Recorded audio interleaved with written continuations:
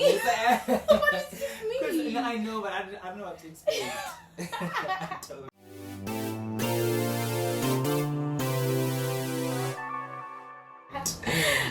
Okay. Hi guys, welcome to Let's Chit Chat, episode 2 called The Audacity to Create. I am here with a special guest. He's a friend, a filmmaker, and a producer. His name is Khayl Markus. What does it mean to find your sound in a world that's already so loud? And what does it take to create, not for validation, but because there's something inside you that refuses to just stay quiet, to say that you don't want to try. Yeah. You know you need to. Okay, cool. We'll start with something fun, something light, something Okay. a little bit chaotic. Okay. Rapid fire. Rapid Okay, fire. are you ready? Okay, prepare your mind. Let's go. Prepare your mental Okay. state. Let's go. Okay. I'm in the zone. So, if your personality was a genre of music, what would it be today? Hyperpop. Really? Yes. Oh my gosh. Definitely. It's multifaceted. It's chaotic, but it's also sentimental at the same time. So, yeah. Okay, second question. What's a song you love that you'd be embarrassed to admit publicly? Do you want to whisper it? No, I think I need to take the step of boldness. Wet Vagina by Doja Cat. That is an objectively, sonically good song. It sounds amazing, but it's the title is but it's a bit crazy. Third question. If Ethel Cain Oh my gosh! and Div Lemon had to both be on the album, who gets the emotional breakdown track and who gets the cinematic climax? This is a tough question.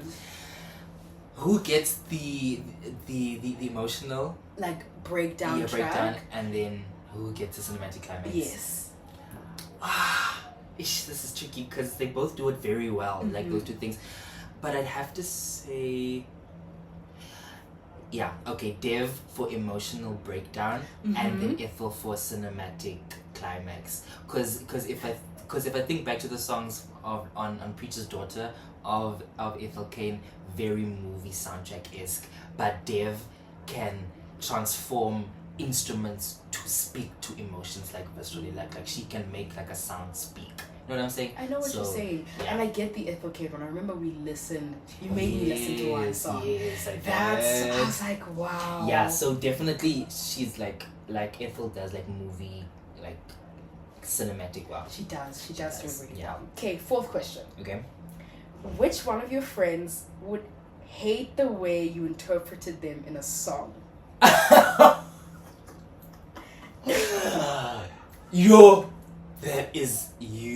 Which one would hate? Yes. Do you feel comfortable to answer that? Yeah, sure. Yeah, I mean, sure, but it's difficult because my biggest thing was that I even after the album released, I asked everyone do you think I got it correct? Do you think the sound is good? But probably probably Amu. Really? Yes, but Aww. but because okay, wait. When you say hate, do you I don't mean hate. Yeah, but just but maybe oh, I don't think that's how I sound. Yes. You know what I mean? Okay. I wanna say Amu just because I think her sound is very unique. In terms of the music she listens to. Yes. So I'm not sure if she feels she might not have thought that this is I nailed it exactly. And also Nena. Because Nena, I think Nena's track was kind of Nena went through 3 different drafts for her song because I wasn't sure what sound I wanted for Nena. So I think in terms of that, I'm with Nena. Oh wow. Yeah. So would you say through especially the you struggling to find Nena's sound, yes, do you think that's also a reflection of how well you know her? Did you have to reflect in that? Yes, because a lot of the making of the songs literally just came off of does this feel like Nena? Let's feel like her. So in that I really had to sort of go back and think okay, but this part of Nena's personality, does this match with the sound or whatever? Which is why the first variations weren't right because I didn't think it matched like her personality. So I think that it was also a way for me to sort of like dissect each of my friends and how I perceive them. Oh wow. Yeah, so oh, that's so, so I think, beautiful. yeah. Okay, the final question is, I have to be honest. Have you ever made something and thought, this is genius, this is the best thing in the world, I'm gonna win a Grammy? Yeah. And then you listen to it again and you're like, yeah, no. This is not that good. This is not what I thought it was. Mm-mm. Have you ever made something like that? Like that's put out? No, not just put out. Oh, I think just for yourself. Okay. For yourself, personally. Like, should I name the song or no, you can name the song. Because that has definitely happened a lot. The most jarring thing is like when you work on a project and then in the moment it's like, yo, this is fire, and then the next day it's like, what was I on? Like what was I actually on making this track? But I think, yeah, it has happened. There's this one track that I made which was it's buried deep in my drafts, but it's called like Cocktail Aneurysm because it was like because that's literally what the song felt like while making it, because it was supposed to be like this hip hop hyper pop mix, and then in the moment I was like, you know what, like this is genre bending, groundbreaking, and listen back I was like, this is just mind bending, like this is just bad, you know what I'm saying? But it was fun. It was fun to make. And that's the whole point, isn't it? It is. Like, to experiment, find what works out, but if you had to go through some of my drafts, it's scary. And it is a scary place. That's the purpose of drafts. That's It the is. purpose of drafts, It is. actually. No, it is. That's how you grow as an artist. Yeah. And like, imagine like if you hadn't like still persisted after all the mistakes, would you be here today? Exactly. And you wouldn't be. I wouldn't. And so like, thank that boy for not giving up. Literally. No, actually, because you need to. Because if you think that if you stop at the point where you think that this is bad and you don't continue on, then you've succumbed to your idea of the potential you have. You know what I'm saying? Because now that bad song like didn't define me, but it just defined like a stepping stone getting to where I want to be. You know what I'm saying? Yeah. So guys, make mistakes. Like, we need to be making more mistakes. We need to be making bad art to make good art. You know what I'm saying? This is what it looks like, the audacity to create. Make bad art to make good art. Because pop off. Literally. So the final question of rapid fire. Yeah.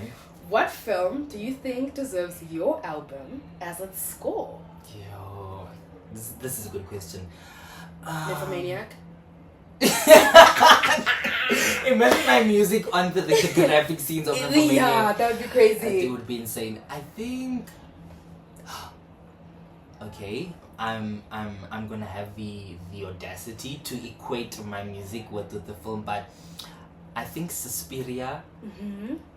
Luca Guadagnino's version. I'm not sure if it's 2013, but the one starring Dakota Johnson. The film goes through a lot of different emotional states, and I think that because like Faces of Music is very like multifaceted and multi-genre, like there's a song for each moment. Like like there's a song for the dance sequence, for the possession scenes maybe, or not really possession, but like for like the horror scenes. There's music I think for like the more low-key ones. So Suspiria, the Luca Guadagnino version, final answer. You heard it.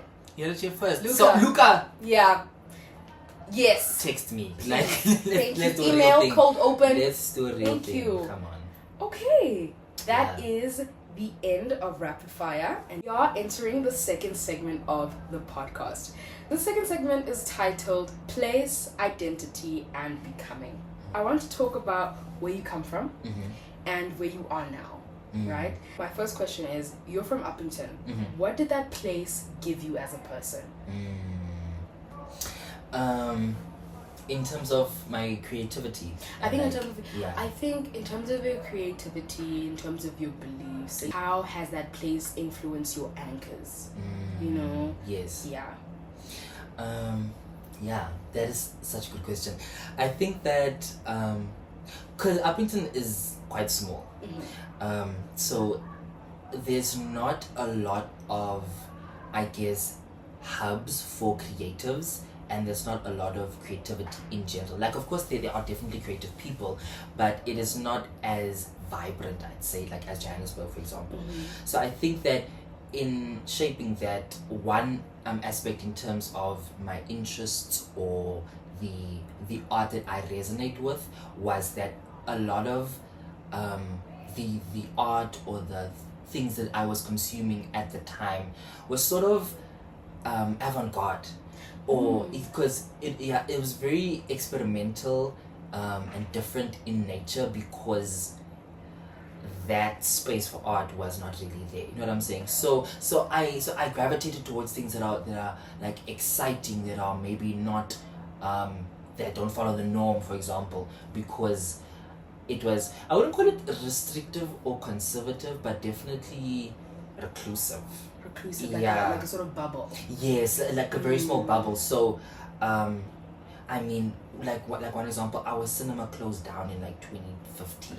Whoa. No, like we don't have a cinema. Like currently there's no cinema. So my only memory of the cinema in Uppington was watching Twilight, I think Breaking Dawn with my sisters, and I fell asleep like in the couch because I was probably like 9 or 10. You know what I'm saying? So stuff like that.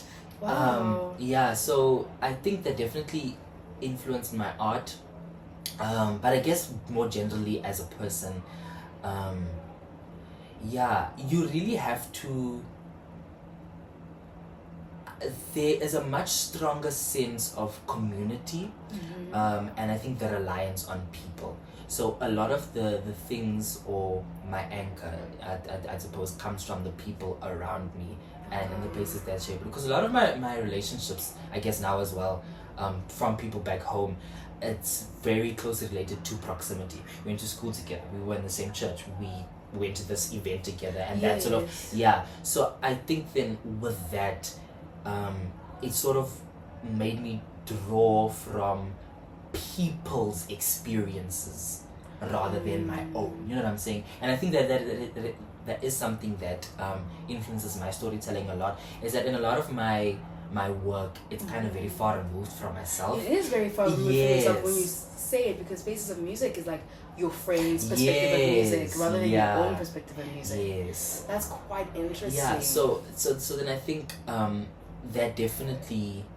my first go-to, which is also something that I am trying to learn as an artist, how to be more vulnerable in my work. Yes. Because I can't always be drawing from the experiences of other people, and even though their stories are important, what am I saying about me? Exactly. And do you think that you draw from other people as a sense of like you wanted to feel universal because you don't trust your own experiences?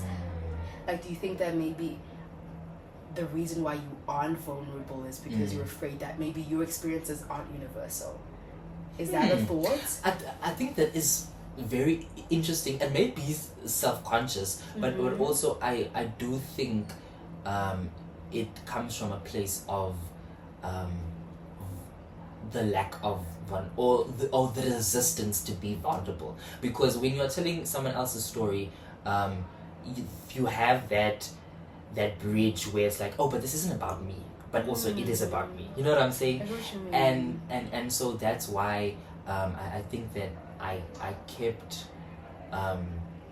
like I would remove myself so that I could relive what I'm trying to say through the lens of others. Whoa. like their stories. You know what I'm saying?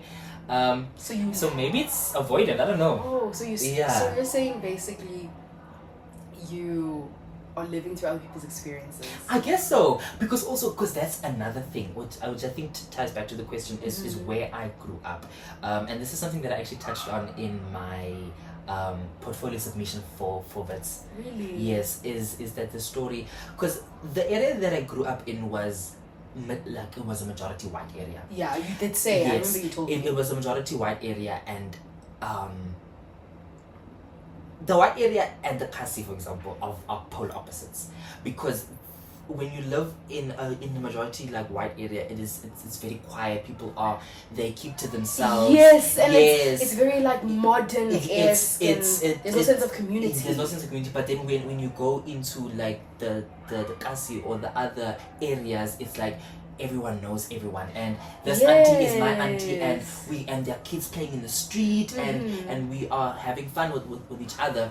And so in my portfolio for Wits, I talked about this artist, which I think was like one of the first times where I was like being vulnerable, because I saw myself in this artist. But she's an artist, and she grew up within this sort of quiet dead community in this area, and then she sketches this girl that is everything she's not. She has this big group of friends, and she lives in this area that's maybe not as well off, but the house is a home for her, whereas the artist, her house is just a house. It's just brick walls. You know what I'm saying? And so that dichotomy between having a lot but still feeling alone, and not having as much but feeling loved and feeling like a sense of community. So I think that growing up in that like very quiet white area, it closed me off to a lot of those experiences that others had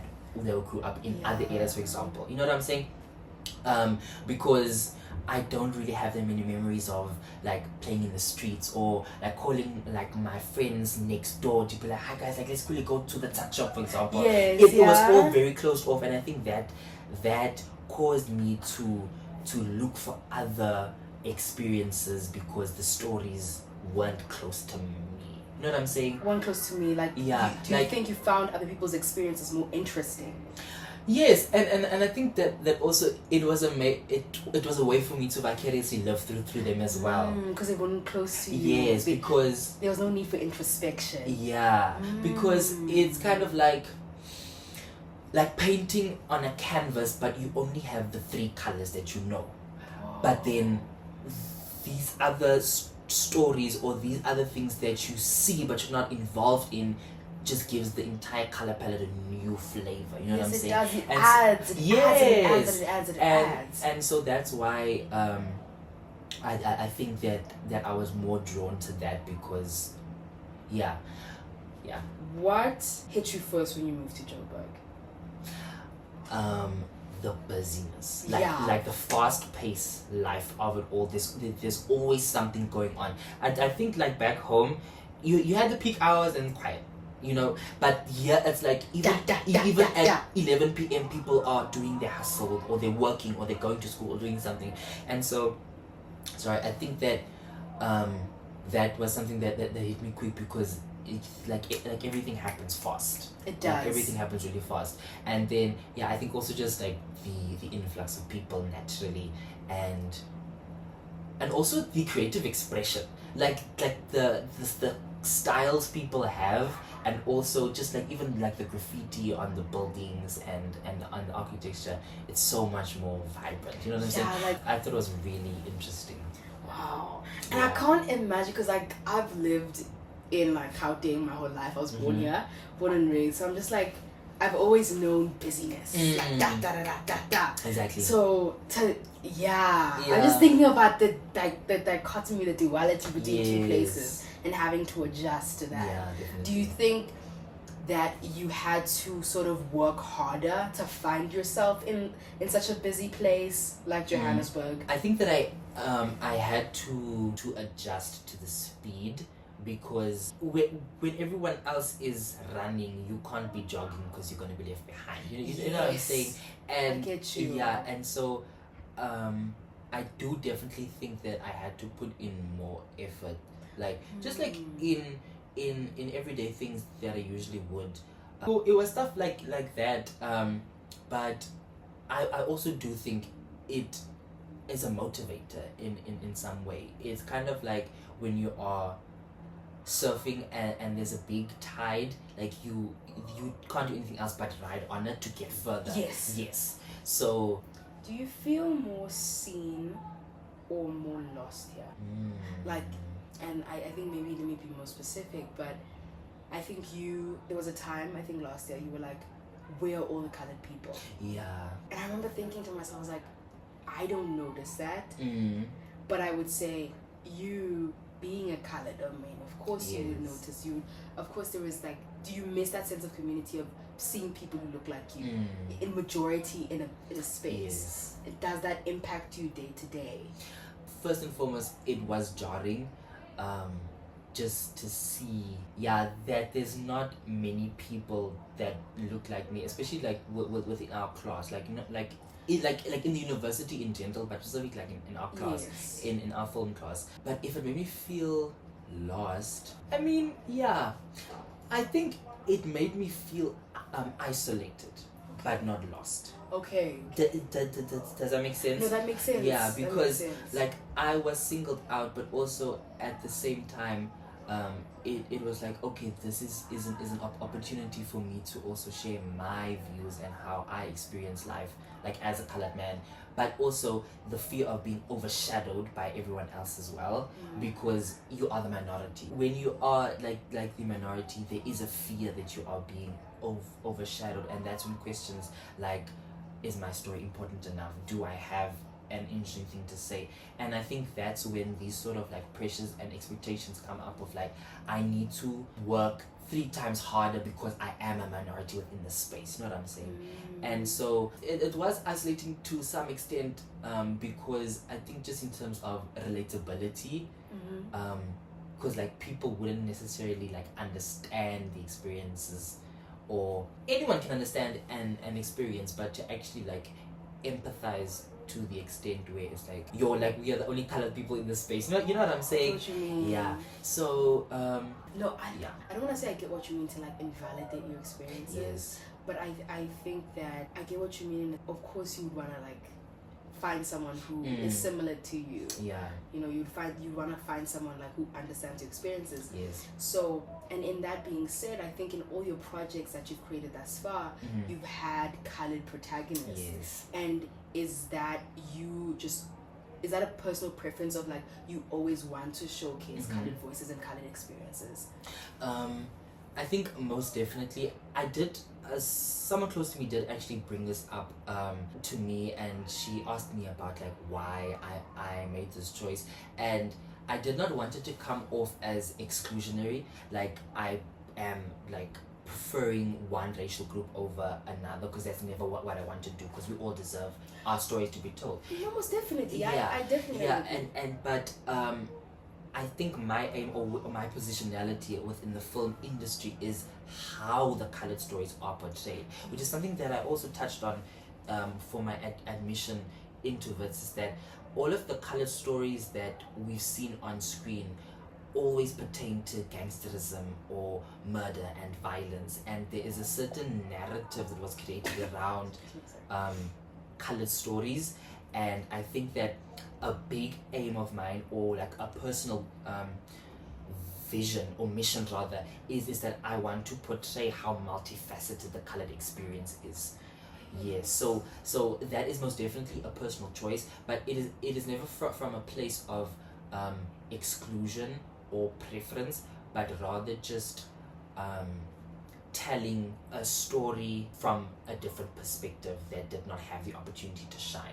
And also I think in some ways perhaps it is my obligation, like as a colored creator, in order to sort of do my people justice, and give your people space. Yeah, it's inclusion, it's creating opportunities that you hadn't seen before. Yeah, because that and it's very important, because it does add a layer of nuance. It does add a layer of nuance, and it gives your story more depth. Yes, it gives it space. Those stories will always belong. Yes. So if you give them space, there will always be people who resonate to that. Exactly. You know, maybe there is a colored boy in Uppington who needs your film. Yeah, exactly. So, and because it adds that extra layer of nuance, also as a creator, and in the process of becoming more vulnerable in my work, I have to showcase that side of my identity as well, because your race does form a big part of who you are.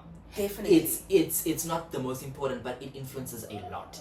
And if I tell stories that don't necessarily showcase the colored experience, how truthful is that? You know what I'm saying? But which I'm not saying at all that you can't express similar views or perspectives through other people's races. But I think just that was also for me a stepping stone of vulnerability in order to include myself in the work. Because you know how I said like removal, but now I'm face to face with fellow colored person, and we cannot ignore our similarities. You know what I'm saying? And which is why in The Arsonist, which is one of my first films that I did, that was a very big part in it, because that colored connection, I'd say, played a big role in the characters that were in the story. You know what I'm saying? Because I think maybe during the process you're both sharing your experiences. Yes. You're both allowing your experiences as colored people to have space. Yes. You know, and exactly. I think we are now entering the third segment. This is the concept of Faces of Music. We'll be talking about his album. We'll be talking about the album. We'll be talking about the film in its entirety. So, there yourself. Let's get into it. Okay, cool. So what does the Faces of Music actually mean to you? To me. Like the name. I think the title in itself. Yes. You know, what does it mean? Why did you choose it? I think it's a very interesting concept in itself. So yeah, tell the audience a little bit about that. So Faces of Music was a musical project in which I explored what different people would sound like, specifically 10 of my friends.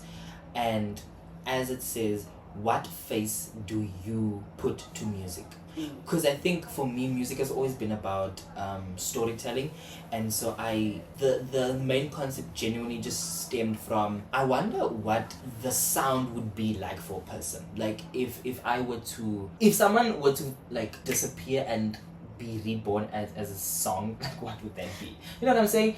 And so I played with that concept in terms of genres, because genres are good indicators, or good they express emotion very well, and personality at that, I think, as well. Like a song can just say so much, you know. And so I think Faces of Music was definitely about what music would sound like in people, because I do believe that music is ingrained in everything we do. It is. Amu said in her interlude that we worship through music, we praise through music, we mourn through music. You know what I'm saying? Like music is on all of these big stages and parts of our life. Like it's so deeply ingrained in us, and I just think that was really beautiful. That music is everywhere. You know? When your friends describe what music feels like to them, was there a response that changed how you hear music? So how the album is structured is that each person has an interlude where they sort of describe what music is to them. And throughout each of these interludes, and when they were speaking about these things, I was just reminded of how big of an impact music really plays. Music isn't just about whether the sound's good, it's about what it does. And I think in my terms of how I perceive and understand music is more so about like, how does this make me feel? Like what does this do for me as a person, instead of it's kind of like, how can I serve the music instead of the music serving me? You know what I'm saying? So it's this like very interesting symbiosis where I pour out emotion into the song and the song pours it back into me. Because I do believe that there is a relationship, you know. Like when you are even like listening to an album, there's an exchange happening. I loved the point that you made, like you serving the music, yes. right? And like it giving and you giving back. Exactly. And do you think that's what really inspired the album? Because like you asked people for inspiration, yes. and then you gave that through music. So it's like you served your friends through music. Yes. And also another point, Khayl did the listening party on his birthday. I did. I remember. I did. And I was like, I remember saying that, like, I did. It felt like you gave all of your friends a present. A gift, yes. A gift. And I was like, wow. That was like I actually forgot about that. Such a beautiful moment, actually. Yes. And I don't think I've ever told you. It was special. It was a special It was truly special. Because I am surrounded by all of these people that I love, and we're talking about the things that we love. We listen to the things we love, and once again, there's this beautiful exchange of personhood and of identity and of love. I think because the thing that connected us all in that room was music. Wow, you know what I'm saying? Yes, and I think it was truly a beautiful moment. And we collectively listen. Did you ever disagree with how someone defined music? Generally, yeah. Like with how their take on music. They were Take like, on music? yeah, but not in terms of taste. Yeah. When I'm saying did you ever disagree with how someone viewed music, it's just their perspective on what music does. Yes. You know. I'm gonna start off on the album, because it really everyone gave such profound answers, and I think that the interludes are some of my favorite parts of They're of so the album. intimate. It's so intimate and they're so special and it's raw. You know what I'm saying? These people are like they were sharing a part of themselves with me as well, because in a lot of the interludes or when they spoke in the voice notes, these things were connected to Black personal stories. You know what I'm saying? So we think it means something different for everyone. However, if someone were to like say to me, for example, that certain genres aren't good to express certain emotions, then I would say that that's wrong. I believe each genre can be used to explore different emotions, not allowing artists creative freedom to explore different genres. Exactly. Is having this like strict mold of we only know you as this pop girl, so don't do rap or don't like dabble into electronic music. We want you to do like bubblegum something. You know what I'm saying? And so that is something that I heavily disagree on, is that as an artist, specifically music, like you should only stick to one sound. No, because we don't feel one thing all the time. It comes back to the thing about serving music. Certain sounds accompany certain emotions. So if I feel that this bass line is not portraying exactly what I'm feeling, I should be allowed to change that. You know, I should be allowed to maybe take from another genre that describes better what I'm feeling. You know? Yes. Yeah. So that is a take that is. Artists are allowed to explore. Yes. We're allowed to have this childlike wonder. And we're allowed to dabble in things we haven't even done before. Like that is the beauty of, once again, the audacity to actually create that. Because it is scary. Like if you've been doing pop your whole life and suddenly you want to go to hip hop, nothing should really stop you, because if it works, it works. If it doesn't. But at least you had that growth period in your life. And I think that as people, as artists, we should always be concerned with, are we growing? Yes. Are we growing? Are you growing as an artist? Are you growing? pushing yourself? Are you pushing yourself? And pushing doesn't mean you're trying to copy somebody else. Yes. It's like, are you pushing yourself? Are you failing? Are you getting up? And are you trying again? I'm not trying again. And are you experimenting? Yes. And that's what you did with your album, and I think that is profound in itself. Because that was my first time I've ever made a pop song. I genuinely think it's my first time, because I don't dabble into pop, because hot take, but pop is a difficult genre to do. The EDM, people think pop is a lazy or easy genre. Pop is difficult to get right. Because how do you make it catchy? To make a good pop song is very tricky, and people don't acknowledge that, because pop is always seen like as this like mainstream thing, and like we shouldn't care about pop, but it's difficult to make a good pop song. It is difficult. I'm thinking of like, how did someone make I've got the eye of a tiger, like Rope by Katy Perry. Like, that concept is also so yes. Why? So that was what I did, and I would never have figured out even just like production techniques, because all of the production, like they have different techniques. The bridge for a pop song is going to be different to a bridge of a rock song, for example. Yes. You know what I'm saying? And so if I had not dabbled in these genres that I haven't touched before, I would never have grown like as an artist, because now I have a different view of the sounds that I can use and the progressions that I can incorporate within my music. Yeah, so I'm a #1 supporter of experimentation. Do stuff, do it scared, do it if you feel unsure, but just do it. Like, just do it, babe. It's like Nike. Just do it. Just do it. So now the album is then supported with a conceptual film, right? This film, I would say, explains the relationship people have with music. Yes. Right? But it's through the lens of one person. Yes. Right? And how I interpreted the film. No, but what I interpreted is like how I will explain it to the audience is that the main character, the main protagonist, is searching for her song. Yes. That's what it's about. Yeah, that's true. And I think through that, even in life, right? What is your song? Yes. Right? And we all have different songs we're all searching for our songs, and I think within that, those are the faces of music. Right? Wow, beautiful. No, exactly. Exactly, wow. So now you captured that perfectly. Beautiful. I'm Thank so you. happy. Yes. So now we're going to go into the film, the emotion, the sound, and the interpretation of it, right? So the first question is, the girl is searching for a song. What does that truly represent to you, and what would you want the audience to perhaps feel when they watch that part of the film?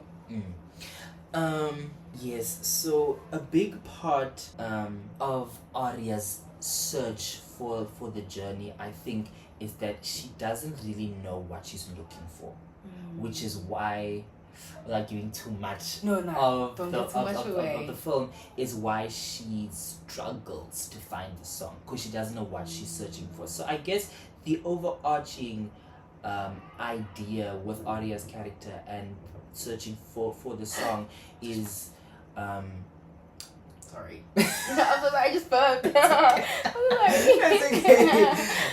Yeah, so the overarching idea of Aria searching for her song is that she is trying to find her position in the world and her identity as a person, and it's also why within the film there are a lot of different influences that sort of shape her song. You know what I'm saying? Like the song that she's trying to find. She tries listening to the song that her mother wants her to find, or that the dog is trying to tell her, but she never really asks herself, what is it that I'm looking for? You know what I'm saying? And so so I think ultimately the film is the search and the quest for identity within a world that feels that they are already, that they have found their song already. You know what I'm saying? Because, which I think also ties back, coming into a city like Johannesburg where everything is so big and everyone is established and people are so self-assured, but you're not 100% sure who you are at the stage in your life, and people and people are telling you, no, this is actually your song, or this is what you should be listening for, this is what you should be listening to. I think it is sort of an internal endeavor where you search for yourself and not for anyone else. And I think the takeaway that I would like the audience to have is that who and what influences your song, and how does that impact you as a person. Yeah. I find it interesting, because when you were talking about Joburg and how people are sort of imposed on these ideas of what they should be, where they fit. Yes. You know, the what you should dress like, what you shouldn't dress like, right? But your film is set in Uppington, if I'm correct. Yes. So it isn't set in this hustle and bustle. And within the world of your film, it's very quiet. You know, there aren't that many characters. Yes. So I would say, but even in that space, she still struggles to find her song. Yeah. So is that a representation of you? Were there parts of yourself that you let bleed into Ariea? Into Ariea? Great question. I think that I think most definitely, I think the part of Ariea that I resonate the most with was grappling with many ideas at once.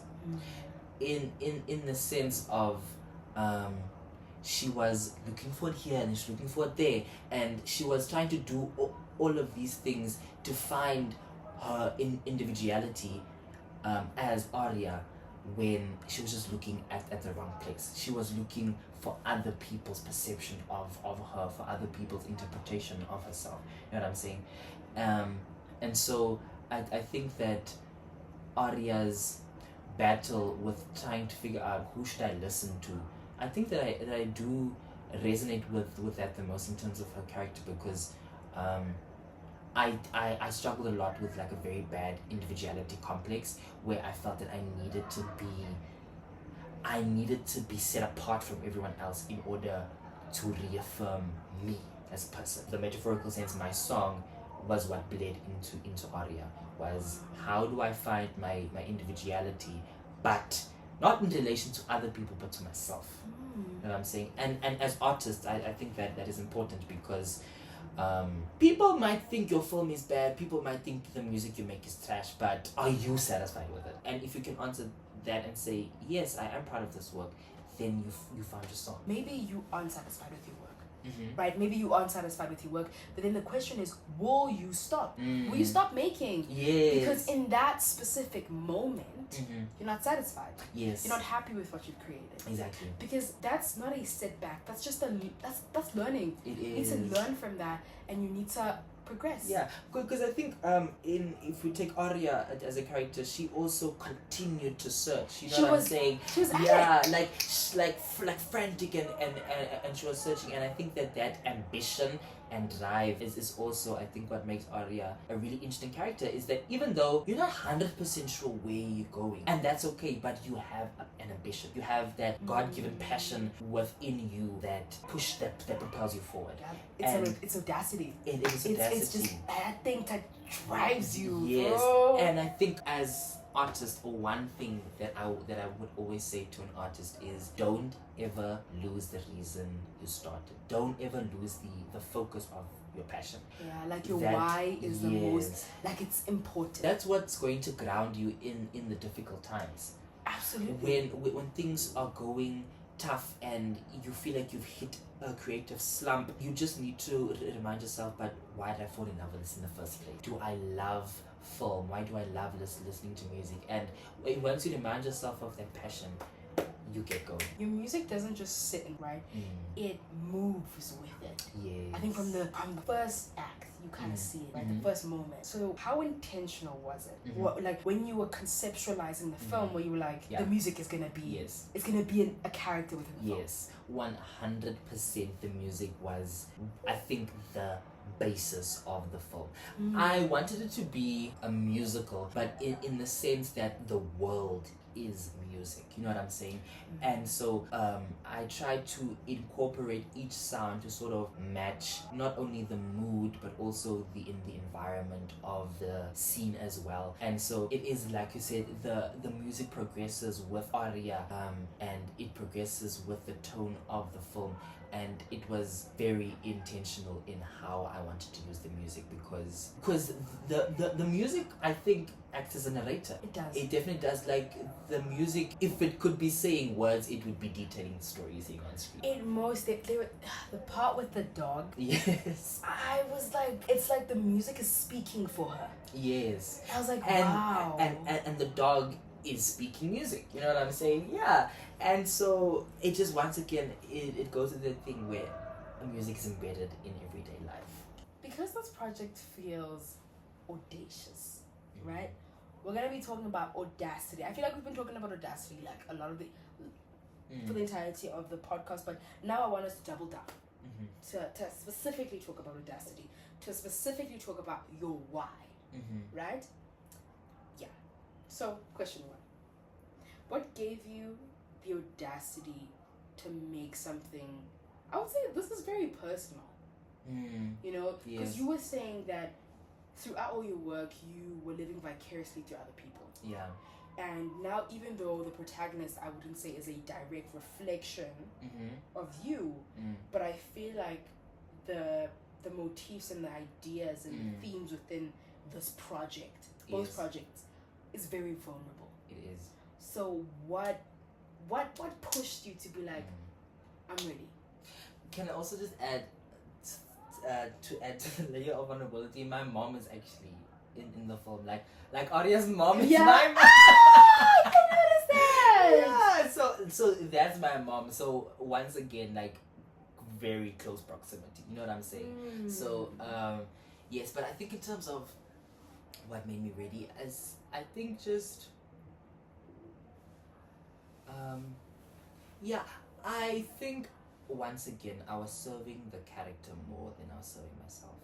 So in order for Ariea to be a good character, I needed to be vulnerable to do her justice. You know what I'm saying? So in that way, I think that what sort of gave me the push or the extra motivation was that I want my work to feel like me also.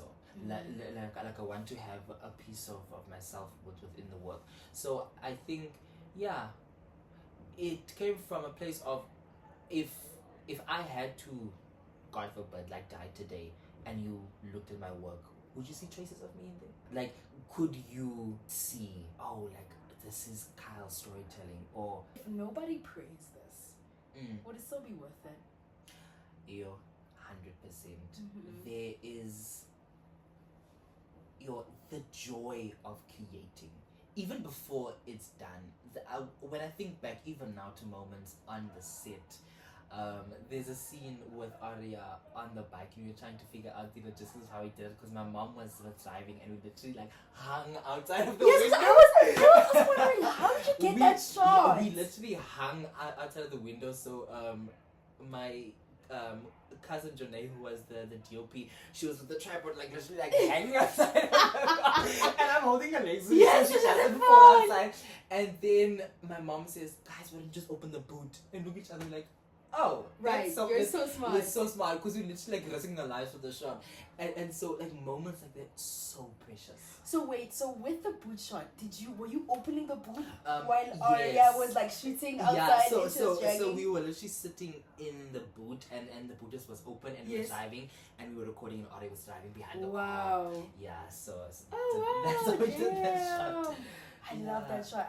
It felt like, you know that bike scene in Euphoria with Jules and you. That is exactly because I wanted it to also have this like carefree like adolescence of like growing up and being within that state of not a teenager but not an adult either, that like in between. You know what I'm saying? We are in the in between. We are in the in between. The in between is hell. It's hectic, but once again it comes back to growth. It does. It's such a big part of how we grow as people, and so so moments like those, it's just it's priceless. Like the genuinely the act of creating. So even if like this gets 5 views, even I do not regret making it 1 second. And I think that as I said before, if I feel that I fulfilled what I wanted to with this film, that is more than enough for me. You know what I'm saying? Even if it doesn't get praise. So genuinely the art of creating is what makes it worth it. I think we've touched on this throughout the podcast and the interview. But I think if you could say what is your why in less than 2 sentences, what would it be? My why for creating. Your why for creating, your why for being in this moment. Right now, talking about what you created. What is your why? Why do you do the things that you do? Such a big question, but an important one. What is my why?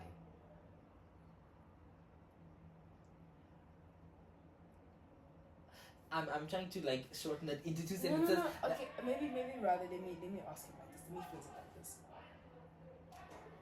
If you had to speak to your younger self and tell them in less than 2 sentences why you're doing the things that you're doing, what would you say to him?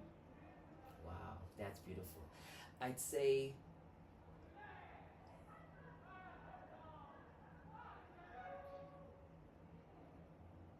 hold on, I'm finding it. No, it's okay. Take your time.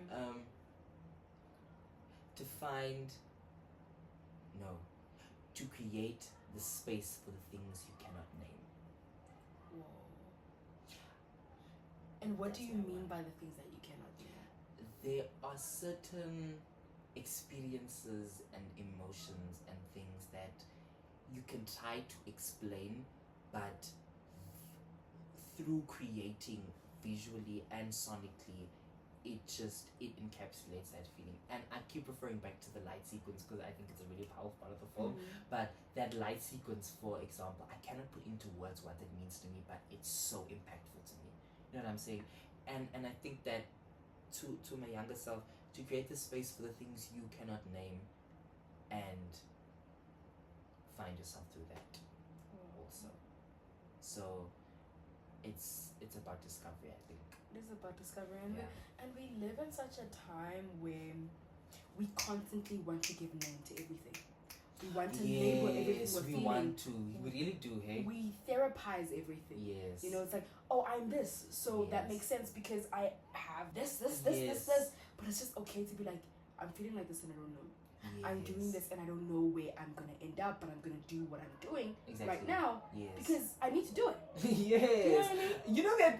You know that one meme that says she was talking about sorry, it's actually funny, but it's so profound at the same time. Where she said, hold on, sorry, can I find it? No, just go find it. I don't have to put myself in. Okay. Meme TikTok.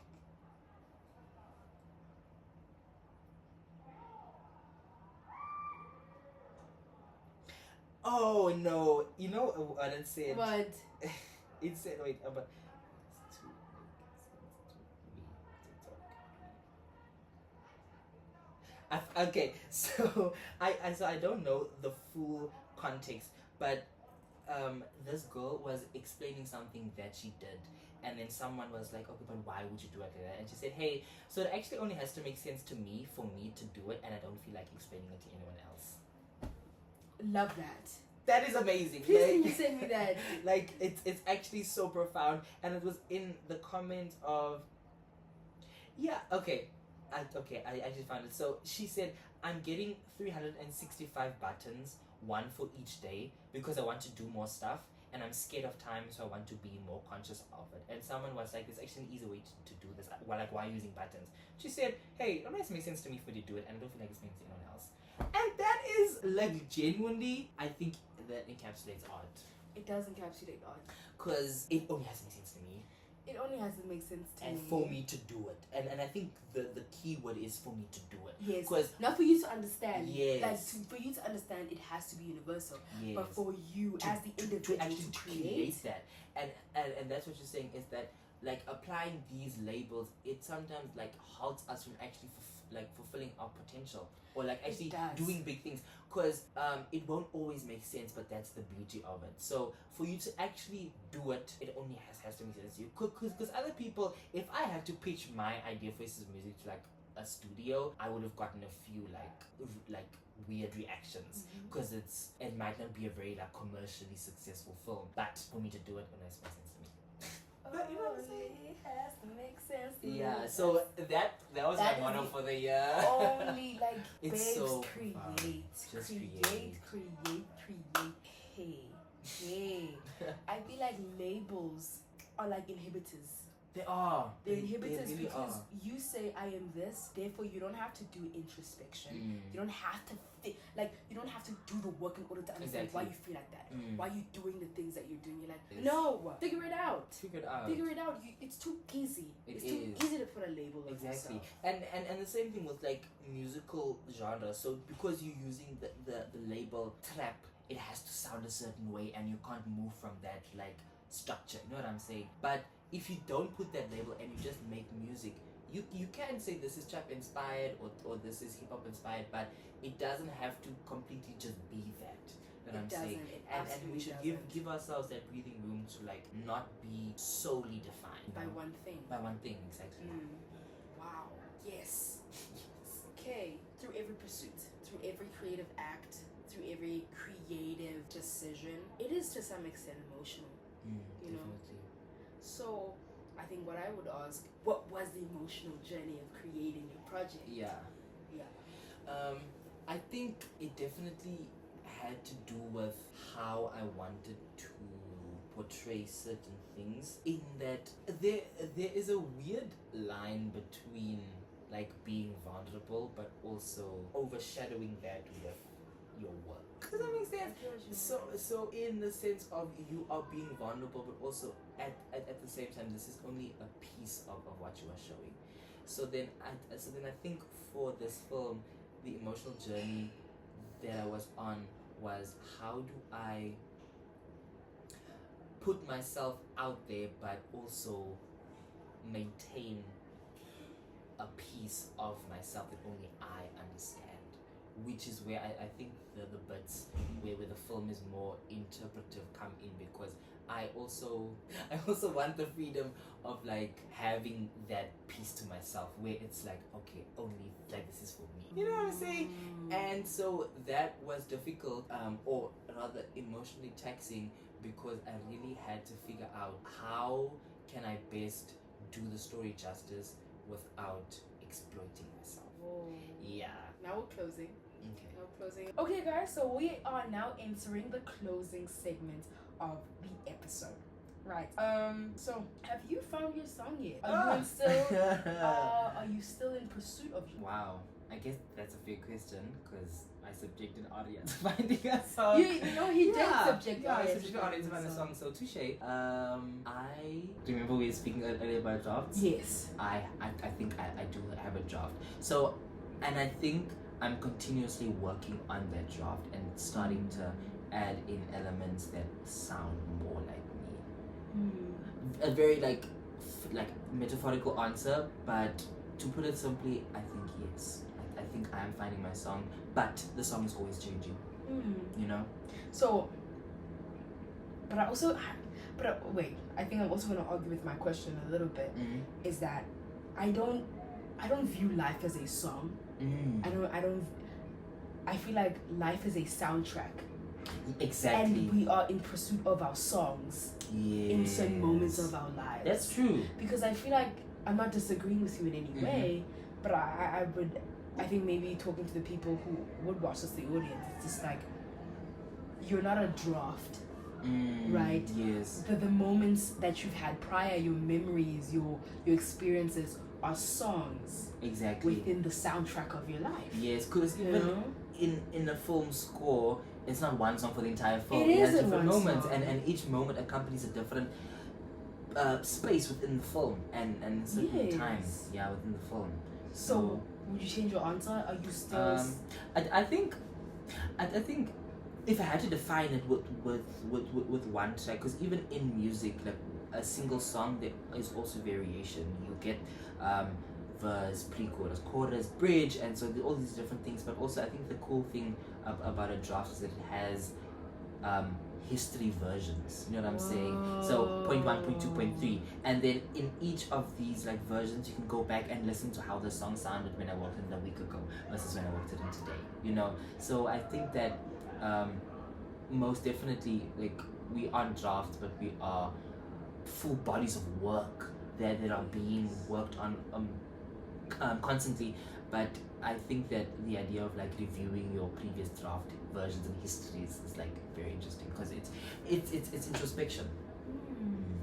But I do love that perspective. You are drafts. Yeah, and you keep building towards things, which is why and I think that the soundtrack analogy with the drafts like work together in that it's not monolithic, in that it's always changing, it's always going to be variation and yeah, change, I think. Final question. What would you say to someone who wants to create but is stuck on people's validation? Would you tell them validation's okay?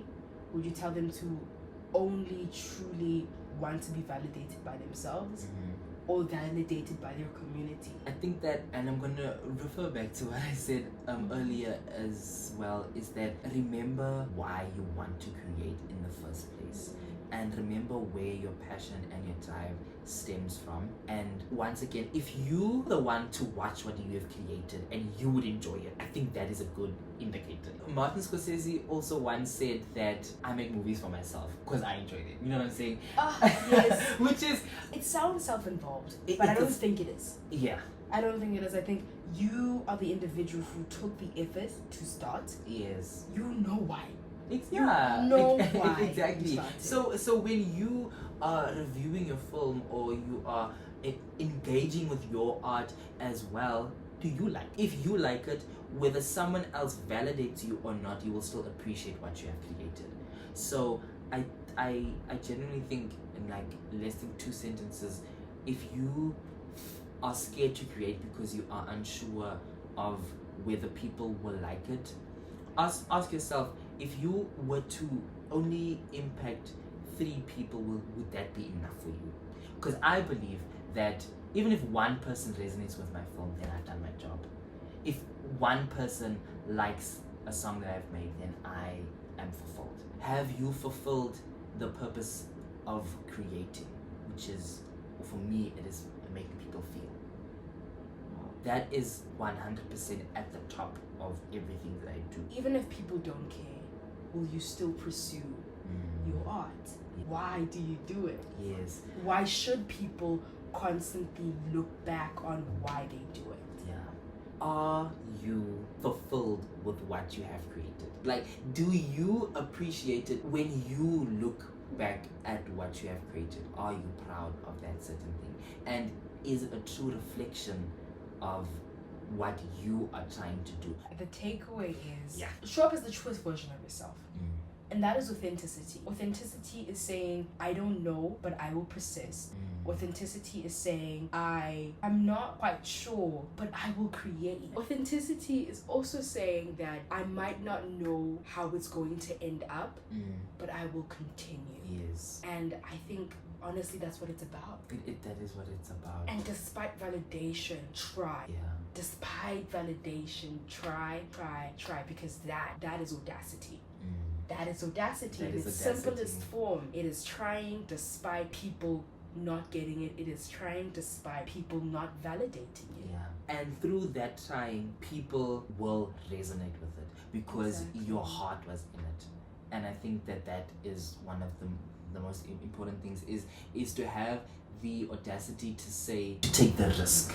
That even though this might do well or it might not do well, I put myself out there and I have faith that someone will connect with this work. And I think that is ultimately what we should be hoping to achieve as artists, that someone out there will connect with this work. I just know genius. Like, actually, because